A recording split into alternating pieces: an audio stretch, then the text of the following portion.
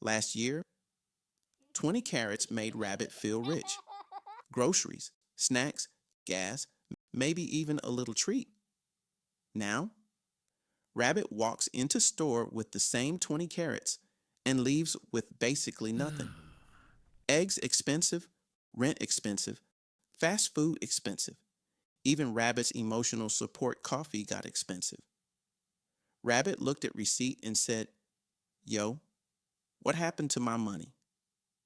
And that's when Rabbit discovered inflation, the invisible force quietly eating everyone alive.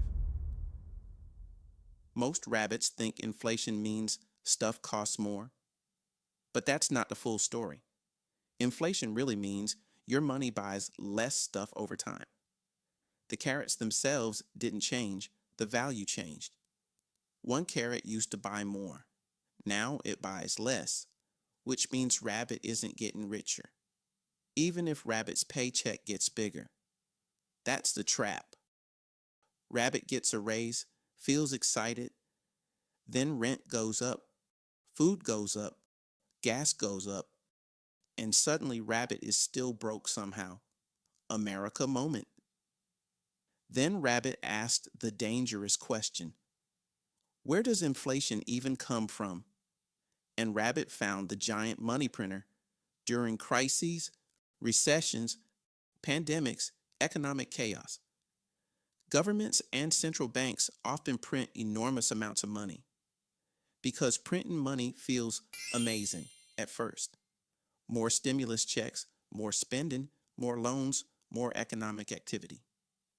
Everybody feels richer temporarily, but then reality shows up. Because if everyone suddenly has way more carrots, those carrots become less special, less valuable, and prices begin exploding. Rabbit realized they didn't magically make society richer. They just made more carrots exist. Huge difference. Now, some rabbits blame corporations for everything. Greedy companies are raising prices. And honestly, sometimes they absolutely are. When inflation hits, many companies quietly increase prices even more because they know customers already expect higher prices. Sneaky. But businesses also face higher costs too. Fuel costs more, shipping costs more. Workers demand higher pay, ingredients get expensive. So companies raise prices, then workers want more wages, then businesses raise prices again. And the cycle keeps spinning. Rabbit looked at economy and said, "Bro, this whole thing is one giant loop." Exactly. Then inflation hit housing, and things got absolutely ridiculous. Tiny houses suddenly cost mountains of carrots. Rabbits started bidding against each other like maniacs. Interest rates were low. Loans were easy. Money was everywhere.